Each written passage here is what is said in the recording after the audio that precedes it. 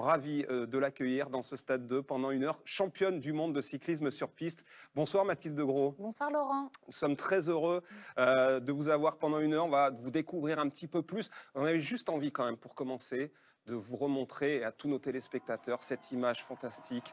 Le 14 octobre dernier à Saint-Quentin en Yvelines, le plus beau jour de votre vie Mathilde? Ah ouais, clairement ce fut un moment unique et je pense que ça restera très très longtemps gravé à vie dans ma mémoire. Maintenant, ce qui me fascine, c'est justement quand le destin bascule, puisque donc vous étiez basketteuse, vous en avez fait donc plusieurs années, et vous êtes au Pôle Espoir d'Aix-en-Provence. Et à un moment donné, il y a un prototype de vélo intérieur qui arrive au Pôle Espoir.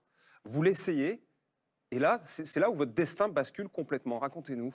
Ouais, en fait, j'étais lors de ma 2e année de Pôle Espoir. Donc moi, j'étais vraiment, le but, c'était d'intégrer un centre de formation. Et à ce moment-là, il y a un wattbike qui arrivait pour, à la base, les escrimeurs et les BMX. Donc c'était pas vraiment fait pour nous, les basketteuses. Et mon ancien entraîneur de basket, Olivier Jordi, il a dit, allez les filles, on essaye. Mais voilà, c'était vraiment...